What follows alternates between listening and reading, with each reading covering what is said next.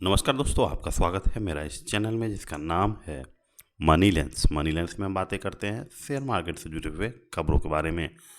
तो चलिए शुरू करते हैं। तो सबसे पहले देखिए आप निफ्टी 50 तो देखिए आज अच्छा रिकवरी आया है, लेकिन उससे पहले एक चीज़ और बात क्लियर कर दे कि अभी जो फ़िलहाल जो एनर्जी क्राइसिस चल रहा है और ग्लोबल एनर्जी सप्लाई में जो डिस्टरबेंस आ रहा है, उसके कारण आने वाले समय में हो सकता है कि इंडिया के इंक्लूडिंग जितने भी, चाहे पाकिस्तान हो जाए, बांग्लादेश हो जाए, या फिर आप एक तरह से समझिए जो लोग भी मिडिल ईस्ट से ऑयल और गैस पे निर्भर हैं, जो भी देश, वो सब जो है एक बहुत बड़े फूड इनसिक्योरिटी, यानी वहाँ पे फूड की बहुत कमी हो जाएगी, यानी स्टेबल फूड, चावल रोटी की कमी आने लगेगी। तो उसके ऐसा क्यों होगा, आज इस वीडियो में हम जानेंगे। देखिए क्या हो रहा है, क्योंकि एक चीज़ देखिए, अभी तो फ़िलहाल आप ये देखिए कि गैस की कमी तो क्राइसिस तो हो ही रही है।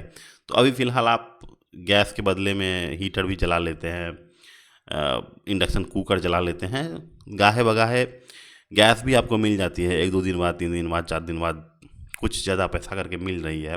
लेकिन इसका सबसे बड़ा जो इम्पैक्ट है, जो गैस क्राइसिस चल रहा है, उसका सबसे बड़ा जो हिट करेगा वो करेगा फर्टिलाइज़र और केमिकल इंडस्ट्रीज़ पे, बहुत बड़ा इम्पैक्ट करेगा आने वाले समय। अभी फ़िलहाल आप गैस ये इतना दिख नहीं रहा है, लेकिन आने वाले समय में ये बहुत बड़ा कारण होगा फूड इनसिक्योरिटी का। क्योंकि कि देखिए एक चीज़ पहले समझिए कि गैस क्यों ज़रूरी होता है फर्टिलाइज़र कंपनी के लिए। यहाँ पे आप देखिए नेचुरल गैस जो है, fertiliser are essential for food security.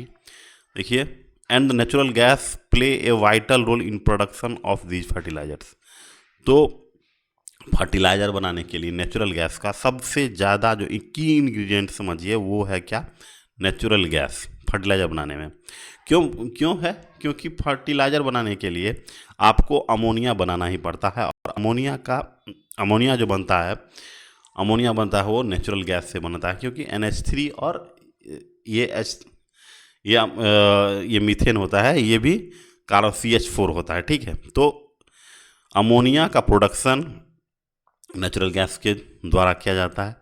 तो हर एक फर्टिलाइज़र कंपनी जो है वो गैस आधारित होती है, और उसको गैस हमेशा सप्लाई चाहिए, जिसके कारण अब क्या हो रहा है कि इंडिया में इंडिया में तो गैस का प्रोडक्शन उतना होता ही नहीं है।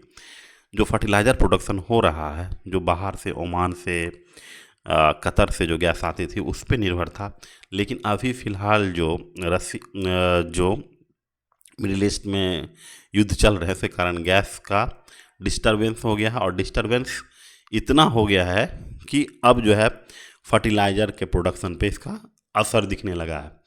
तो आप यहाँ पे देखिए पारादीप फॉस्फेट का अगर चार्ट देखिएगा तो ये भी अपना डबल अपसाइड बना के, हेड एंड शोल्डर बना के देखिए नीचे लगातार गिर रहा है, क्योंकि आने वाले समय में फर्टिलाइज़र का प्रोडक्शन निश्चित है कि कम होगा। और इंडिया के पास फर्टिलाइज़र नहीं होने के कारण क्या हो जाएगा कि एक तरह से किसान के प्रोडक्शन पे गहरा असर पड़ेगा, और एक जो इंडिया में एक क्राइसिस फूड का बढ़ जाएगा। या फिर आने वाले समय में आप देखिएगा चावल, गेहूँ, इस तरह के जितने भी सामान हैं जिससे आप कंज्यूम करते हैं डेली का डेली, ये सब के प्राइस जो है वो बढ़ेंगे। और वहीं पे आप दूसरी तरफ देखिए कि इंडिया ने हेल्प मांगा है चाइना से कि चाइना आप जो है हमको कुछ फर्टिलाइज़र जो है वो एक्सपोर्ट कीजिए। लेकिन चाइना ने क्या बोला है, यहाँ पे देखिए, चाइना बोला है, चाइना जो है अपना जो फर्टिलाइज़र का एक्सपोर्ट है वो हॉल्ट कर दिया है, कि अभी फ़िलहाल जो है हम कोई फर्टिलाइज़र नहीं एक्सपोर्ट करने वाले हैं। तो ये एक बहुत बड़ा कारण होगा कि इंडिया में फर्टिलाइज़र की कमी हो जाएगी। आप ये चीज़ देखिएगा, बहुत सारे ऐसे स्टेट में देखिए urea shortage shrink Trichy private market, अभी आप देख रहे हैं कि यूरिया का शॉर्टेज होने लगा है। तो अब धीरे धीरे आपको ये खबर आएगी, ये युद्ध अगर 15 दिन और ही भी चलेगा और चलेगा यदि, तो यूरिया शॉर्टेज होना शुरू हो जाएगा। तो अभी बहुत सारे कालाबाजारी भी करेंगे, जो भी है करेंगे, लेकिन इसका इम्पैक्ट सीधा किसानों पर पड़ेगा। और हमारा जो कंट्री है वो कहीं ना कहीं अभी भी एग्रीकल्चर बेस्ड कंट्री है, और इस पे बहुत, हमारे देश पे इसका बहुत असर, दूरगामी असर पड़ेगा। लेकिन अभी नहीं दिख रहा है।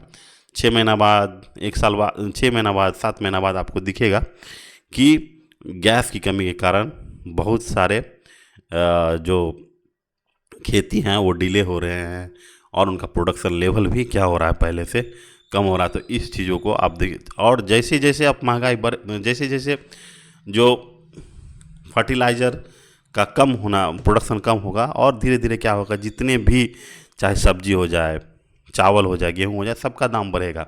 जैसे ही इन्फ्लेशन बढ़ेगा तो क्या करेगा, फिर आरबीआई इंटरेस्ट रेट को और ऊपर की तरफ मूव करते चला जाए। जैसे कि आप देख रहे होंगे कि अभी फ़िलहाल गवर्नमेंट ऑफ ऑस्ट्रेलिया के द्वारा जो इंटरेस्ट रेट है उसको अप किया गया है। तो अब धीरे धीरे आप एक चीज़ देखिए, हर एक कंट्री जो है इस पोजीशन में आ जाएगा कि वहाँ पे इंटरेस्ट रेट को ऊपर करने का समय आ जाएगा, क्योंकि इन्फ्लेशन बढ़ने वाला है। अगर जैसे ही इन्फ्लेशन बढ़ेगा, नए नए इंटरेस्ट रेट ऊपर की तरफ मूव करता चला जाएगा। लेकिन उसके लिए पहले आपको युद्ध को बंद करना होगा, तभी जाके कुछ भी अभी स्टेबल होगा। लेकिन अभी फ़िलहाल युद्ध की बंद होने की संभावना तो नहीं लगती है, क्योंकि उधर डोनाल्ड ट्रंप ने बोला है, पहले बोला कि मुझे जो है और हेल्प